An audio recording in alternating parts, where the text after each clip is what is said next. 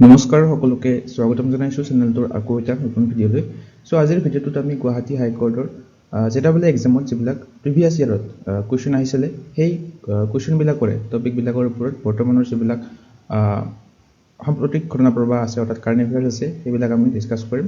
So total top 50 question লৈ অহা হৈছে ভিডিঅ'টোত।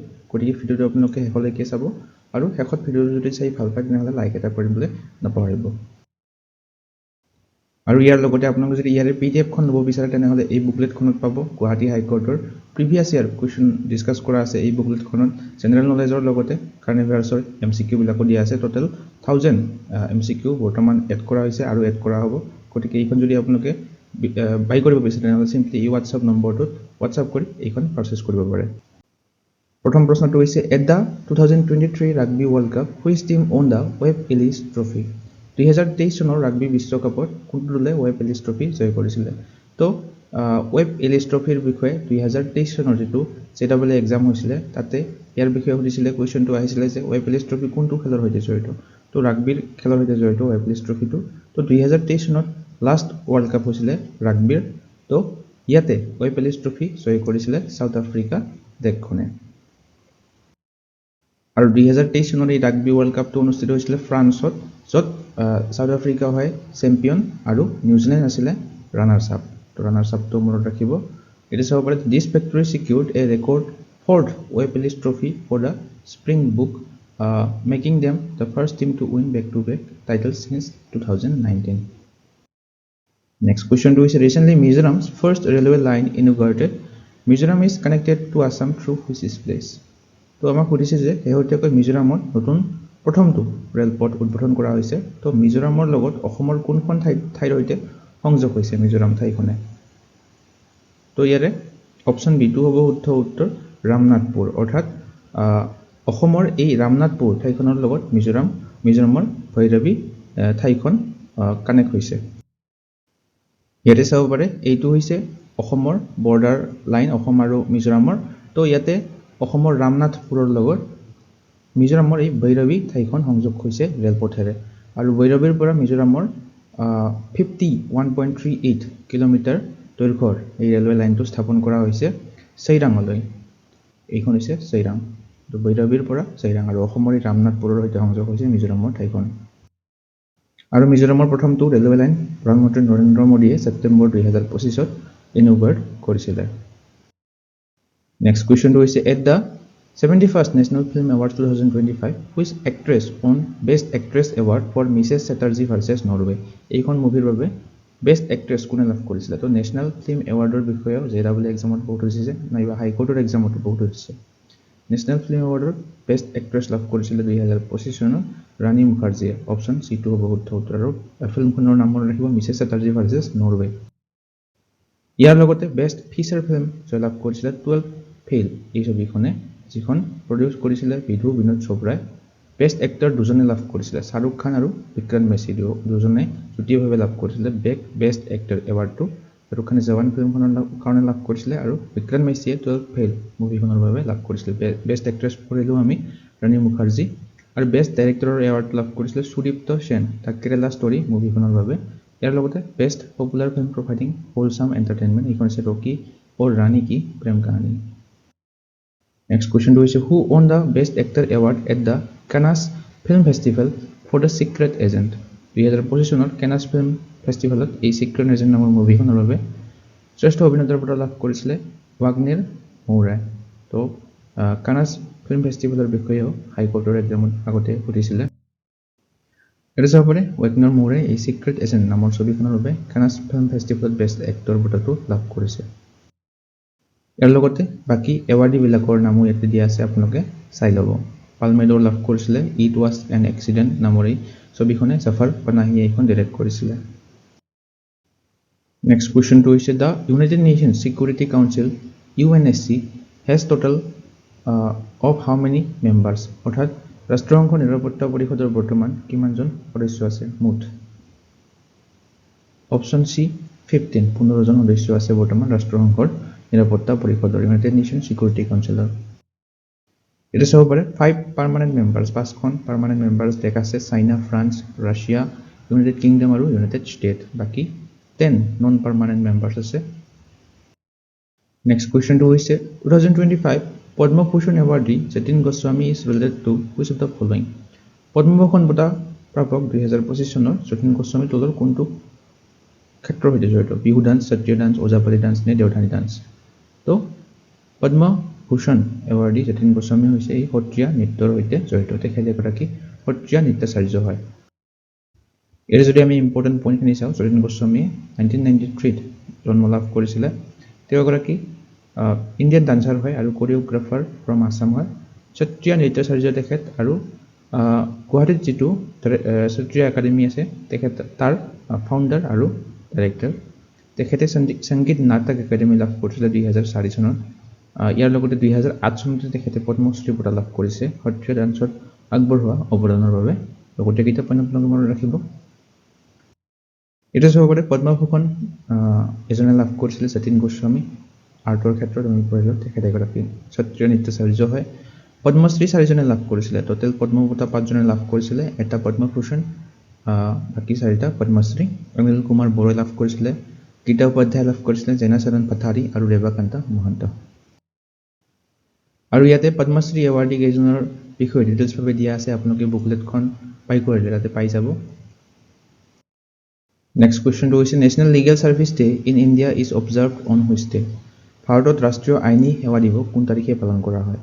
National legal service day, very very important. তো লিগেল ছাৰ্ভিচ ডে পালন কৰা হয় 9 নৱেম্বৰ তাৰিখে প্ৰতি বছৰে। এতিয়া চাব পাৰে এই বছৰৰ থিমটো আছিলে জাষ্টিছ ফৰ অল 2025 চনৰটো। National legal service day 2025 9 November তাৰিখে পালন কৰা হৈছিলে। আৰু কেইটামান important date court related. World day for international justice 17 July তাৰিখে পালন কৰা হয়। International day of democracy 15 September তাৰিখে পালন কৰা হয়। কনষ্টিটিউশ্যন ডে সকলোৱে জানো 26 নৱেম্বৰ তাৰিখে পালন কৰা হয়। এই কুৱেশ্যনটো হাইকোৰ্টৰ এক্সামত বহুবাৰ উঠিছে। ইণ্টাৰনেশ্যনেল ডে অফ ওমেন জাজ 10 মাৰ্চ তাৰিখে পালন কৰা হয়। হিউমেন ৰাইটছ ডে এইটো ইম্পৰ্টেণ্ট হয়, 10 ডিচেম্বৰ তাৰিখে পালন কৰা হয়। আৰু গুড গভৰ্নেন্স ডে 25 ডিচেম্বৰ তাৰিখে পালন কৰা হয়। শেহতীয়াকৈ পালন কৰা হৈছে এইটো।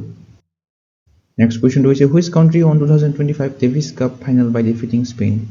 তো ডেভিছ কাপৰ বিষয়ে আগতে সুধিছিলে।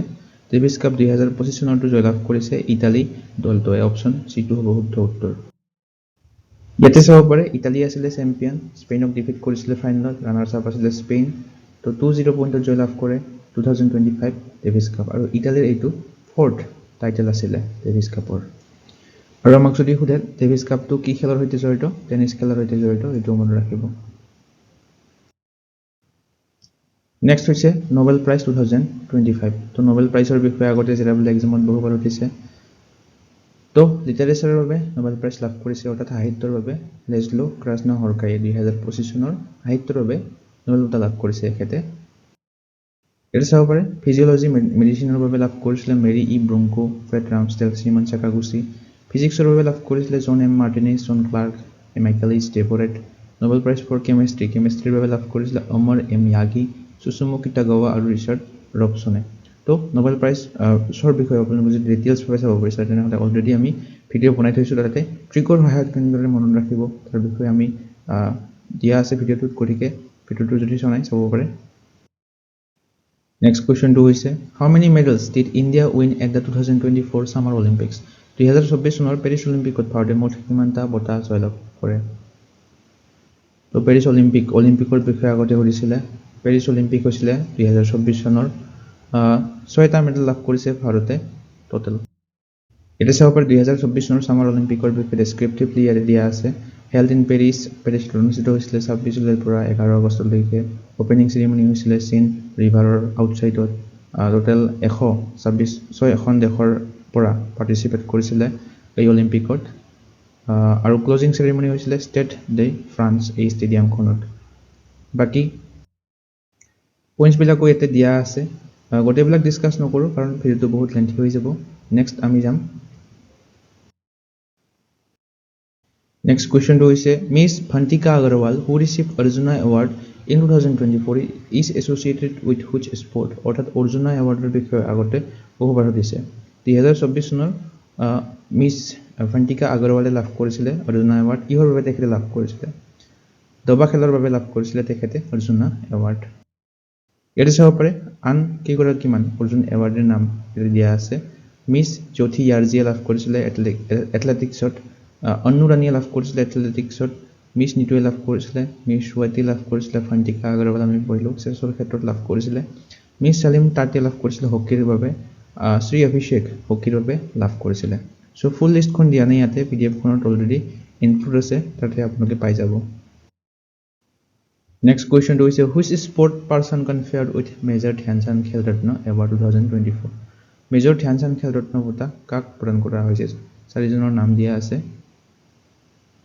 ইয়াৰে অপশ্যন B2 হ'ব শুদ্ধ উত্তৰ। হৰমনপ্ৰীত সিঙে 2024 চনৰ মেজৰ ধ্যানচান্দ খেল ৰত্ন বঁটা লাভ কৰিছিলে।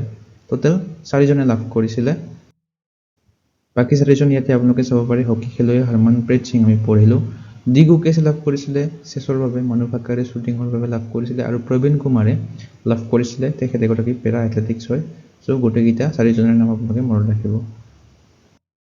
নেক্সট কুৱেশ্যনটো হৈছে হু of the following on Dronacharya award in 2024। 2024 চনত দ্ৰোণাচাৰ্য বঁটা কোনে লাভ কৰিছিলে? তো দ্ৰোণাচাৰ্য এৱাৰ্ডৰ বিষয়ে বহুবাৰ সুধিছিলে CW এক্সামত। সোধে যে দ্ৰোণাচাৰ্য এৱাৰ্ডটো কিহৰ বাবে প্ৰদান কৰা হয় বা কিহৰ লগত জড়িত? তো আমি ক'ব লাগে দ্ৰোণাচাৰ্য এৱাৰ্ডটোক কোচবিলাকক প্ৰদান কৰা হয়, অৰ্থাৎ যিবিলাক প্ৰশিক্ষক আছে তেখেতলোকক প্ৰদান কৰা হয় এই এৱাৰ্ডটো। তো 2024 চনত দ্ৰোণাচাৰ্য বঁটা লাভ কৰিছিলে এই তিনিওজনে, অল অফ দ্য এবভ হ'ব শুদ্ধ উত্তৰ। শ্ৰী সুভাষ ৰাণা, দীপালী দেশপাণ্ডে আৰু সন্দীপ চাংৱান। ইয়াতে চাব পাৰে দ্ৰোণাচাৰ্য এৱাৰ্ড দুটা ক্ষেত্ৰত দিয়া হয়, ৰেগুলাৰ কেটেগৰী আৰু লাইফ টাইম কেটেগৰীত। তো 2024 চনৰ ৰেগুলাৰ কেটেগৰীত আমি পঢ়িলোঁ এই তিনিজনে লাভ কৰিছিলে, আৰু লাইফ টাইম কেটেগৰীত দুজনে লাভ কৰিছিলে। এছ মুৰলী ধৰণে লাভ কৰিছিলে বেডমিণ্টনৰ বাবে, আৰু ফুটবলৰ বাবে আৰ্মাণ্ডো এংলো কোলাইকক প্ৰদান কৰা হৈছিলে। নেক্সট কুৱেশ্যনটো হৈছে who won the golden boot at the FIFA world cup 2022। FIFA world cup 2022ত গল্ডেন বুট কোনে লাভ কৰিছিলে? তো ফিফা ৱৰ্ল্ড কাপৰ বিষয়ে আগতে বহুত সুধিছে। কিলিয়ান এমবাপে লাভ কৰিছিলে গল্ডেন বুটটো। ইয়াতে চাব পাৰে প্ৰতি 4 বছৰৰ মূৰে মূৰে ফিফা ৱৰ্ল্ড কাপ হয়। প্ৰথম কেতিয়া হৈছিলে? 1930 চনত হৈছিলে প্ৰথম, উৰুগুৱে হৈছিলে। ব্ৰাজিল আটাইতকৈ বেছি ফিফা ৱৰ্ল্ড কাপ জয়লাভ কৰি দল। 2022 চনৰটো যিটো লাষ্ট সেইটো হৈছিলে কাটাৰত, কাটাৰ দেশখনত। আৰ্জেণ্টিনা আছিলে চেম্পিয়ন, ফ্ৰান্স আছিলে ৰানাৰ্ছ আপ, আৰু এই 2022 চনৰ ফাইনেল খেলখন অনুষ্ঠিত হৈছিলে কাটাৰৰ লুচেল আইকনিক ষ্টেডিয়ামত। গল্ডেন বল লাভ কৰিছিলে লিঅনেল মেছিয়ে, বেষ্ট প্লেয়াৰ আছিলে তেখেতে, আৰু গল্ডেন বুট লাভ কৰিছিলে কিলিয়ান এমবাপে। তো কনফিউজ নহ'ব, গল্ডেন বল ক'লে আমি লিঅনেল মেছি ক'ব লাগিব, বুট ক'লে আমি কিলিয়ান এমবাপে ক'ব লাগিব। লগতে গল্ডেন গ্ল'ভ লাভ কৰিছিলে ইমিলিয়ানো মাৰ্টিনেজে, আৰ্জেণ্টিনাৰ খেলুৱৈ হয় তেখেত। আৰু নেক্সট এইটো 2026 চনত হ'ব FIFA world cup, USA Canada মেক্সিকোত অনুষ্ঠিত হ'ব। ইয়াৰ লগতে ফিফাৰ বিষয়ে যদি ক'বলৈ যাওঁ এষ্টাব্লিছ কেতিয়া হৈছিলে? 1904 চনত, হেডকোৱাৰ্টাৰ আছে ছুইজাৰলেণ্ডৰ জুৰিকত। 2034 চনৰ হোষ্টটোও ঘোষণা কৰিছে চৌদি আৰবিয়াত অনুষ্ঠিত হ'ব। নেক্সট কুৱেশ্যনটো হৈছে who is the current chief justice of India. বৰ্তমান ভাৰতৰ মুখ্য ন্যায়াধীশ কোন? সূৰ্যকান্ত হৈছে বৰ্তমান ভাৰতৰ মুখ্য ন্যায়াধীশ। এতিয়া চাব পাৰে 53rd চিফ জাষ্টিচ হয় সূৰ্যকান্ত। 24 নৱেম্বৰ তাৰিখে শেহতীয়াকৈ তেখেতে লাভ কৰিছে। তো 2025 চনত ইয়াৰ আগতে 52nd কোন আছিলে সেইটোও মনত ৰাখিব।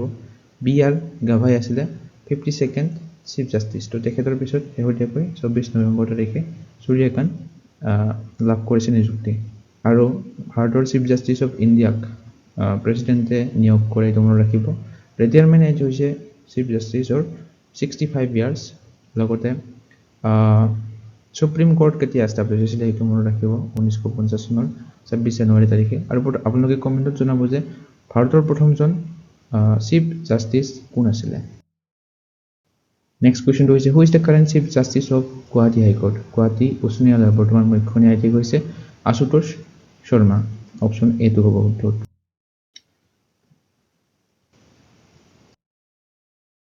নেক্সট কুৱেশ্যনটো হৈছে who is the current director of judicial academy of Assam.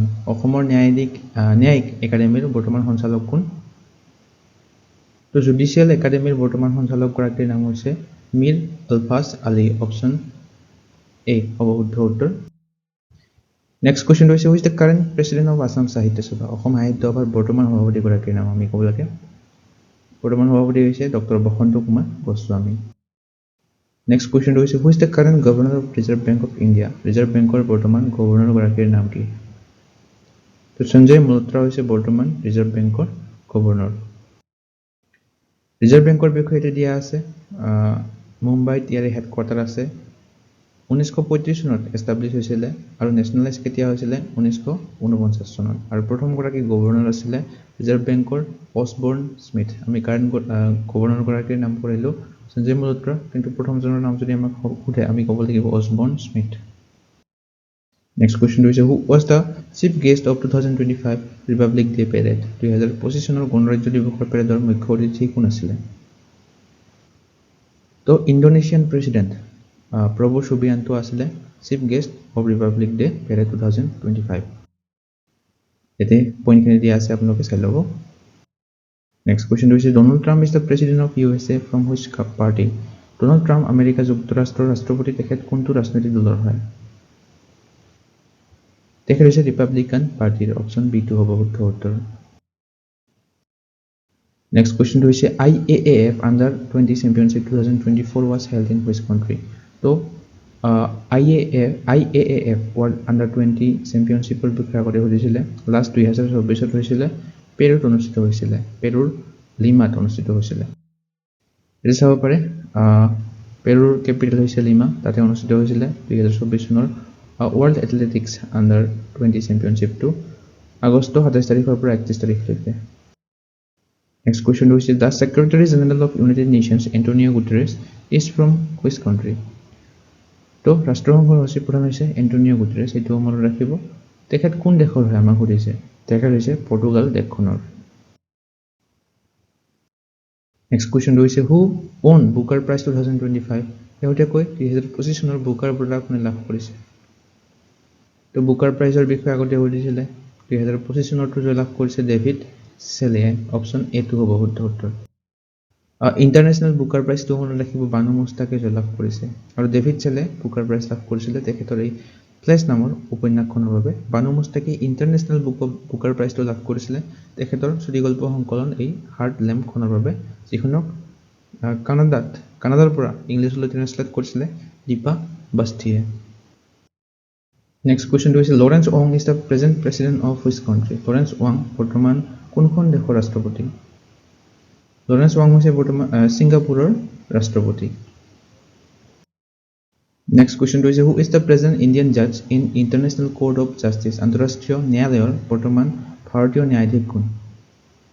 তো আন্তঃৰাষ্ট্ৰীয় ন্যায়ালয়ৰ বৰ্তমান ন্যায়াধীশ হৈছে justice Dalbir Bhandari. Option B2 হ'ব শুদ্ধ উত্তৰ। এতিয়া চাব পাৰে তেখেতে 2018ত নিযুক্তি লাভ কৰিছিলে আৰু তেখেতৰ কাৰ্যকাল সমাপ্ত হ'ব 2027 চনত। নেক্সট কুৱেশ্যনটো হৈছে which player won Australian open 2025 men's single final? Australian open 2025ৰ পুৰুষ একাক্ষী ফাইনেলত কোনে জয়লাভ কৰিছিলে? অষ্ট্ৰেলিয়ান অপেন 2025 জয়লাভ কৰিছে জেনিক চিনাৰে। চ' গ্ৰেণ্ড শ্লেমৰ বিষয়ে বহুবাৰ কুৱেশ্যন সুধিছে, এইটো মনত ৰাখিব। US open, Wimbledon, French open, Australian open গোটেইকেইটাই সোধে। তো US অপেন জয়লাভ কৰিছিলে কাৰ্লছ আলকাৰেজে, জেনিক চিনাৰে উইম্বলডন লাভ কৰিছিলে 2025 চনৰটো, ফ্ৰেঞ্চ অপেন লাভ কৰিছিলে আকৌ কাৰ্লছ আলকাৰেজে, আৰু অষ্ট্ৰেলিয়ান অপেন জেনিক চিনাৰে জয়লাভ কৰিছিলে। তো কাৰ্লছ আলকাৰেজে দুটা লাভ কৰিছিলে US অপেন আৰু ফ্ৰেঞ্চ অপেন, জেনিক চিনাৰে দুটা লাভ কৰিছে উইম্বলডন আৰু অষ্ট্ৰেলিয়ান অপেন। চ' তেনেকৈ মনত ৰাখিব, আৰু ৰানাৰ্ছ আপৰ নাম আপোনালোকে যদি পাৰে মনত ৰাখিব। ওমেন্সৰ ক্ষেত্ৰতো ইয়াতে দিয়া আছে। US অপেন জয়লাভ কৰিছিলে আৰেনা চেবলাংকা, ইগা স্বিৱাটেকে লাভ কৰিছিলে উইম্বলডনটো, কোকো গৌফে ফ্ৰেঞ্চ অপেনটো জয়লাভ কৰিছে, আৰু মেডিচন কিছে অষ্ট্ৰেলিয়ান অপেন শেহতীয়াকৈ জয়লাভ কৰিছে 2025 চনৰটো। Next, recently who became the current chief election commissioner of India? ভাৰতৰ নতুন মুখ্য নিৰ্বাচন আয়ুক্ত কোন? অৰ্থাৎ বৰ্তমানৰ চিফ ইলেকশ্যন কমিছনাৰজনৰ নাম হৈছে জ্ঞানেশ কুমাৰ। অপশ্যন C2 হ'ব শুদ্ধ উত্তৰ। জ্ঞানেশ কুমাৰ বৰ্তমান chief election commissioner of India. 19 ফেব্ৰুৱাৰী তাৰিখে তেখেতে নিযুক্তি লাভ কৰিছিলে। প্ৰিভিয়াছ ইয়াৰে আগৰ চিফ ইলেকশ্যন কমিছনাৰজনৰ নাম হৈছিলে ৰাজীৱ কুমাৰ। আপোনালোকে কমেণ্টত জনাব যে প্ৰথম চিফ ইলেকশ্যন কমিছনাৰ কোন আছিল ভাৰতৰ? নেক্সট কুৱেশ্যনটো হৈছে who has been crowned 72nd Miss World 2025? Miss World 2025 very important question এইটো এটা ৭২ সংখ্যক মিছ ৱৰ্ল্ড কোনে হৈছে অপাল সুচাতা সোৱাংশ্ৰী হৈছে মিছ ৱৰ্ল্ড 2025 অপাল সুচাতা সোৱাংশ্ৰী থাইলেণ্ডৰ হয় এইটো মনত ৰাখিব হায়দৰাবাদত অনুষ্ঠিত হৈছিলে গ্ৰেণ্ড ফিনালে ৩১ মে তাৰিখে ইয়াৰ লগতে আপোনালোকে কমেণ্টত জনাব যে প্ৰথম গৰাকী ভাৰতীয় যিয়ে মিছ ৱৰ্ল্ড ক্ৰাউন লাভ কৰিছিলে তেখেতৰ নাম কি আছিলে নেক্সট হৈছে recently who won the title of Miss Universe তো মিছ ৱৰ্ল্ডটো আমি পঢ়িলোঁ মিছ ইউনিভাৰ্ছটো ইম্পৰ্টেণ্ট হয় মিছ ইউনিভাৰ্ছ লাভ কৰিছিলে ফাতিমা বছে নেক্সট কুৱেশ্যনটো হৈছে recently who won the title Miss Universe India Miss Universe India 2025 আছিলে মণিকা বিশ্বকৰ্মা নেক্সট হৈছে who made history by first black woman to be crowned Mrs World 2025 Mrs World 40th edition আছিলে এইটো লাভ কৰিছে শেগো গেলে south আফ্ৰিকাৰ হয় তেখেত নেক্সট কুৱেশ্যনটো হৈছে who has become India's first Mrs Globe International 2025 title holder Mrs Globe International 2025 লাভ কৰিছে অনুৰাধা গাৰ্গে অপশ্যন চিটো হ'ব শুদ্ধ উত্তৰ নেক্সট কুৱেশ্যনটো হৈছে who became first person to win 4 Oscars for the same film এনৰা তো অস্কাৰ এৱাৰ্ডৰ বিষয়ে বহুবাৰ সুধিছিলে যেটা বেলেগ এক্সামত তো 4টা লাভ কৰি প্ৰথম গৰাকী ব্যক্তি হৈছে চিন বেকাৰ এখেত হৈছে চিন বেকাৰ ইয়াতে চাব পাৰে 97 এডিশ্যন আছিলে এইটো অস্কাৰ এৱাৰ্ডছৰ একাডেমি এৱাৰ্ড বুলিও কোৱা হয় অস্কাৰ এৱাৰ্ডক এনৰা ছবিখনে টোটেল 5টা এৱাৰ্ড লাভ কৰিছে এই ছবিখনৰ বাবে পৰা বেষ্ট পিকচাৰ এৱাৰ্ড লাভ কৰিছে বেষ্ট এক্ট্ৰেছ এই ছবিখনৰ পৰাই লাভ কৰিছিলে মেকি মেডিচনে বেষ্ট ডাইৰেক্টৰ চিন বেকাৰ বেষ্ট অৰিজিনেল স্ক্ৰীন প্লে চিন বেকাৰ বেষ্ট ফিল্ম এডিটিং চিন বেকাৰে লাভ কৰিছিলে নেক্সট কুৱেশ্যনটো হৈছে who was the runner up of the ICC champions trophy 2025 ICC champions trophy 2025 runners up কোন আছিলে ৰানাৰ্ছ আপ আছিলে নিউজিলেণ্ড আৰু ভাৰত আছিলে চেম্পিয়ন এইটো মনত ৰাখিব ইয়াতে ইম্পৰ্টেণ্ট পইণ্টখিনি দিয়া আছে 9th এডিশ্যন আছিলে এইটো চেম্পিয়নছ ট্ৰফিৰ ভাৰতে জয়লাভ কৰে নিউজিলেণ্ডক হৰুৱাই প্লেয়াৰ অফ দ্য সিৰিজ লাভ কৰিছিলে ৰচিন ৰবীন্দ্ৰই মষ্ট ৰান আটাইতকৈ বেছি ৰান কৰিছিলে ৰচিন ৰবীন্দ্ৰই মষ্ট উইকেট আটাইতকৈ বেছি উইকেট লৈছিলে মেট হেনৰীয়ে নেক্সট হৈছে which team won ICC men's T20 world cup 2024 পুৰুষৰ T20 খিতাপ কোনে লাভ কৰে 2024 চনত ICC T20 ৱৰ্ল্ড কাপ 2024 লাভ কৰে ভাৰতে ইয়াৰে ইম্পৰ্টেণ্ট পইণ্টখিনি দিয়া আছে আপোনালোকে চাই ল'ব নেক্সট কুৱেশ্যনটো হৈছে who has recently taken charge as board of director of BCCI BCCIৰ বৰ্ড অফ ডাইৰেক্টৰ হিচাপে কোনে শেহতীয়াকৈ দায়িত্ব লৈছে অপশ্যন এ দেৱজিৎ শইকীয়া এখেত হৈছে দেৱজিৎ শইকীয়া অসমৰে হয় তেখেত নেক্সট কুৱেশ্যনটো হৈছে recently in which city has Mahakumbh 2025 commenced Mahakumbh Mela 2025 চনৰ কোনখন চহৰত অনুষ্ঠিত হৈছিলে আৰু এই কুৱেশ্যনটো গুৱাহাটী হাইকোৰ্টৰ জুডিচিয়েল এছিষ্টেণ্টৰ যিটো এক্সাম হৈছিলে 2025 চনত সেইটো আহিছিলে এই কুৱেশ্যনটো প্ৰয়াগৰাজত অনুষ্ঠিত হৈছিলে মহাকুম্ভ মেলা 2025 ইয়াতে চাব পাৰে 2025 চনৰ মহাকুম্ভ মেলা উত্তৰ প্ৰদেশৰ প্ৰয়াগৰাজত অনুষ্ঠিত হৈছিলে 45 দিনীয়া এটা ধৰ্মীয় ইভেণ্ট হৈছিলে এইটো 13 জানুৱাৰীৰ পৰা আৰম্ভ হৈছিলে নেক্সট কুৱেশ্যনটো recently which state is organizing a grand Jhumur dance performance featuring 8000 tribes artist তো এই কুৱেশ্যনটো জুডিচিয়েল এছিষ্টেণ্ট এক্সামটোত আহিছিলে তো অসমতে অনুষ্ঠিত কৰা হৈছিলে এই চুমুৰ ডান্স পাৰফৰ্মেঞ্চটো যিটোৰ নাম আছিলে চুমুইত বিনন্দিনী এইটো মনত ৰাখিব নেক্সট কুৱেশ্যনটো হৈছে recently in news what is Kutch Ajrak known for which earned a geographical indication tag to GI tag লাভ কৰিছে এই কচ্ছ আজৰাক হয় এইটো কি এটা হয় এইটো এটা পৰম্পৰাগত বস্ত্ৰ শিল্প হয় ট্ৰেডিশনেল টেক্সটাইল ক্ৰাফ্ট এটা চাব পাৰে গুজৰাট ৰাজ্যখনৰ এটা GI tag লাভ কৰা সামগ্ৰী হৈছে এইটো কচ্ছ আজৰাকটো ইম্পৰ্টেণ্ট হয় মনত ৰাখিব নেক্সট কুৱেশ্যনটো হৈছে recently on which date does the beating retreat ceremony marking the conclusion of Republic Day celebration take place at Vijay Chowk in Delhi. তো beating retreat ceremony অনুষ্ঠিত হয় Republic Day conclusionৰ দিনা এইটো অনুষ্ঠিত হৈছিলে 29 জানুৱাৰী তাৰিখে Next question is recently in which Indian state did Bharatiya Kala Mahotsav showcasing Northeast India's culture conclude? উত্তৰ পূব ভাৰতৰ সংস্কৃতি প্ৰদৰ্শন কৰা এই ভাৰতীয় কলা মহোৎসৱটো কোনখন ৰাজ্যত অনুষ্ঠিত হৈছিল? তেলেংগানা ৰাজ্যখনত অনুষ্ঠিত হৈছিল ভাৰতীয় কলা মহোৎসৱ 2025টো। Next question is recently which country alongside India is part of Bharat Gaurav luxury tourist train route launched to promote cultural and spiritual tourism? সাংস্কৃতিক আৰু আধ্যাত্মিক পৰ্যটনৰ প্ৰসাৰৰ বাবে ভাৰত গৌৰৱ বিলাসী পৰ্যটন ৰেল পথৰ পাৰ্ট আছিলে নেপাল দেশখন ভাৰত আৰু নেপালৰ মাজত এই ট্ৰেইনখন লঞ্চ কৰা হৈছিল। ইয়াতে চাব পাৰে নেপালে ভাৰতৰ সৈতে পাৰ্টনাৰিং কৰিছিল ভাৰত গৌৰৱ লাক্সাৰী টুৰিষ্ট ট্ৰেইনখনৰ বাবে যিখনে উদ্দেশ্য আছিল to promote cultural and spiritual tourism যাক ভাৰত নেপাল মৈত্ৰী যাত্ৰা বুলিও কোৱা হয় শ্ৰী ৰামায়ণা যাত্ৰা বুলিও কোৱা হৈছিল। Next question 2 is recently with which country did India sign its first cultural property agreement on July 26, 2024? ভাৰতৰ প্ৰথমটো সাংস্কৃতিক সম্পত্তি চুক্তি স্বাক্ষৰ হৈছিল আমেৰিকা দেশখনৰ সৈতে 2024 চনত। আৰু এই চুক্তিটোৰ লক্ষ্য কি আছিল অবৈধ সামগ্ৰীৰ আমদানিত বাধা আৰোপ কৰি ভাৰতৰ যিবিলাক সামগ্ৰী আছে সেইবিলাকৰ ঐতিহ্য সুৰক্ষিত কৰা। Question 2 is which country won the 2024 ICC Women's T20 World Cup? 2024 চনৰ T20 বিশ্বকাপ মহিলাৰ কোনটো দলে জয়লাভ কৰে? নিউজিলেণ্ড দেশখনৰ দলটোৱে জয়লাভ কৰে আৰু সাউথ আফ্ৰিকা আছিল ৰানাৰ্ছ আপ। ফাৰ্ষ্ট কাউন্ট্ৰিখন আছিল UAE, চেম্পিয়ন আছিল New Zealand, South Africa runners up আমি পঢ়িলো। 10টা দলে পাৰ্টিচিপেট কৰিছিল। Player of the series Amelia Kerr লাভ কৰিছে, মোষ্ট ৰান কৰিছিল লাউৰা ওলভাৰ্ডতে, মোষ্ট উইকেট এমেলিয়া কাৰে লৈছিল, টোটাল 15টা wicket. Next question is which country won its maiden ICC Women's ODI World Cup title by defeating South Africa in 2025 final? তো ICC Women's ODI World Cup জয়লাভ কৰিছে প্ৰথমবাৰৰ বাবে ভাৰত দেশখনে আমাৰ ভাৰতৰ দলটোৱে জয়লাভ কৰিছিল। এৰ চাব পাৰে ভাৰত আৰু শ্ৰীলংকাৰ অনুষ্ঠিত হৈছিল ICC World Cupটো ভাৰতে প্ৰথমবাৰৰ বাবে জয়লাভ কৰে এইটো সাউথ আফ্ৰিকা আছিল runners up. Golden bat golden ball দিয়া আছে ইয়াতে আপোনালোকে চাই ল'ব। Next question is recently who became principal secretary to the prime minister in February?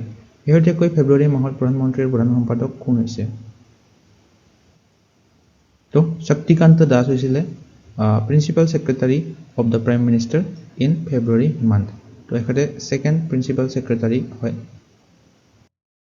So current principal secretary হৈছে PK মিশ্ৰা আৰু তেখেতক জইন কৰিছিল শেহতীয়াকৈ ফেব্ৰুৱাৰী মাহত শক্তিকান্ত দাসে। Next question is who inaugurated 38 national games at Maharana Pratap Stadium in Dehradun? Dehradunot Maharana Pratap Stadiumত 38 সংখ্যক ৰাষ্ট্ৰীয় খেলৰ উদ্বোধন কোনে কৰিছিল? তো প্ৰধানমন্ত্ৰী নৰেন্দ্ৰ মোদীয়ে 38 সংখ্যক ৰাষ্ট্ৰীয় খেলৰ উদ্বোধন কৰিছিল। অপচন A টো হ'ব শুদ্ধ উত্তৰ। এটা চাব পাৰে 28 জানুৱাৰী তাৰিখে অনুষ্ঠিত হৈছিল উত্তৰাখণ্ডৰ দেহৰাদুনত এই মহাৰাণা প্ৰতাপ ষ্টেডিয়ামখনত। এই বছৰৰ থিমটো আছিল গ্ৰীণ গেমছ, এইটো মনত ৰাখিব ইম্পৰ্টেণ্ট হয়। মাস্কটটো মনত ৰাখিব মৌলি, এইটো উত্তৰাখণ্ড ৰাজ্যখনৰ ষ্টেট বাৰ্ড হয় ৰাজ্যিক চৰাই। টৰ্চটোৰ নাম মনত ৰাখিব তেজস্বিনী আৰু এই বছৰৰ মটৰটো আছিল সংকল্প সে শিখৰ তক। Next question is which team won inaugural Women's Hockey India League 2025? তো মহিলা হকি ইণ্ডিয়া লীগত কোনটো দলে জয়লাভ কৰে? ওড়িশা ৱাৰিয়ৰ্ছ দলটোৱে জয়লাভ কৰে উদ্বোধনী মহিলা হকি ইণ্ডিয়া লীগ 2025 চনৰটো। আৰু মেন্সৰ চাৰ্চি ৰাহ বেংগল টাইগাৰ্ছ এই দলটোৱে জয়লাভ কৰে, এইটো মনত ৰাখিব। চাৰ্চি ৰাহ বেংগল টাইগাৰ্ছ এইটো মেন্সৰ কেটেগৰীত জয়লাভ কৰে এই দলটোৱে। Next question is who has been appointed as the vice chairman of Niti Aayog? নীতি আয়োগৰ উপাধ্যক্ষ হিচাপে শেহতীয়াকৈ কাক নিযুক্তি দিয়া হৈছে? এখেতক নিযুক্তি দিয়া হৈছে, এখেতৰ নাম হৈছে সুমন বেৰী। অপচন C টো হ'ব শুদ্ধ উত্তৰ। তো আজিৰ ভিডিঅ'টোৰ প্ৰশ্নটো হৈছে who became the president of Indian Athletic Federation? 2025 চনত ইণ্ডিয়ান এথলেটিক ফেডাৰেশ্যনৰ সভাপতি কোন হৈছে? এখেতে হৈছে, এখেতৰ নাম আপোনালোকে ক'ব লাগে, এখেতৰ নাম কি হয় আপোনালোকে কমেণ্ট কৰি জনাব। ইয়াতে কেইখনমান ইম্পৰ্টেণ্ট বুকছ আৰু অথৰছৰ নাম দিয়া আছে। এই গোটেইকেইখন বুকাৰ প্ৰাইজ 2025ৰ বাবে মনোনীত হৈছিলে, চ' ইম্পৰ্টেণ্ট হয়। ডেভিড শ্বেলীয়ে বুকাৰ প্ৰাইজ লাভ কৰিছিল 2025 চনতো তেখেতৰ এইখন প্লেছ নামৰ উপন্যাসখনৰ বাবে হাংগেৰিয়ান ব্ৰিটিছ অথৰ হয় ডেভিড শ্বেলে এইটো ইম্পৰ্টেণ্ট মনত ৰাখিব ইয়াৰ লগতে ফ্লেছ লাইট এই বুকখন লিখিছিলে সুশান ছুই দ্য লোনলিনেছ অফ সোনিয়া এণ্ড ছানি এইখন লিখিছিলে কিৰণ দেশাই এইখন ইম্পৰ্টেণ্ট হয় ইণ্ডিয়ান ৰাইটাৰ হয় কিৰণ দেশাই অডিশ্যন নামৰ কিতাপখন লিখিছিলে Katie Kitamura American writer the rest of our lives এইখন লিখিছিলে বেন মাৰ্কোভিচ আৰু দি লেণ্ড ইন উইণ্টাৰ এইখন লিখিছিলে এণ্ড্ৰিউ মিলাৰ ব্ৰিটিছ অথৰ হয় এগৰাকী গোটেইখন বুক মনত ৰাখিব চ' ইয়াৰ লগতে আপোনালোকে যদি গুৱাহাটী হাইকোৰ্টৰ এই previous year question based current এফেয়াৰ্ছৰ PDF-খিনি ল'ব বিচাৰে এই বুকলেটখনত ইনক্লুড কৰা আছে জেনেৰেল নলেজৰ লগতে কাৰেণ্ট এফেয়াৰ্ছৰ যিবিলাক প্ৰিভিয়াছ ইয়াৰ কুৱেশ্যন আছে সেইবিলাক এড কৰা আছে 1000ৰো অধিক MCQ অলৰেডি ইনক্লুড কৰা আছে আৰু ইনক্লুড কৰা হ'ব 2019 লৈকে জিকেৰ যিমানবিলাক 2012ৰ পৰা 2019 লৈকে যিমানবিলাক জিকেৰ কুৱেশ্যন আছে হাইকোৰ্টৰ গোটেইবিলাক ইনক্লুড আছে এই বুকলেটখনত চ' যদি বুকলেটখন পাৰ্চেছ কৰিব বিচাৰে এই হোৱাটছআপ নম্বৰটোত হোৱাটছআপ কৰি পাৰ্চেছ কৰিব পাৰে কাৰেণ্ট প্ৰাইচ হৈছে 99 rupees এইবিলাক হৈছে জিকেৰ কুৱেশ্যনবিলাক এতিয়া চাব পাৰে গোটেইবিলাক দিয়া আছে আৰু এইবিলাক হৈছে কাৰেণ্ট এফেয়াৰ্ছৰ ৰিলেটেড পইণ্টছবিলাক প্ৰভাইড কৰা আছে গতিকে এই বুকলেটখন ল'ব বিচাৰিলে ল'ব পাৰে বাকী ভিডিঅ'টো চাই আপোনালোকে কেনে পালে কমেণ্ট ছেকশ্যনত জনাবলৈ নাপাহৰিব যদি চাই ভাল পায় লাইক এটা কৰি দিব শ্বেয়াৰ এটা কৰি দিব লগতে এছেনচিয়েল ষ্টাডি জোন চেনেলটো ছাবস্ক্ৰাইব কৰি ল'ব আগন্তুক এনেধৰণৰ কণ্টেণ্ট পাই থাকিবৰ বাবে চ' আজিলৈ ইমানেই ধন্যবাদ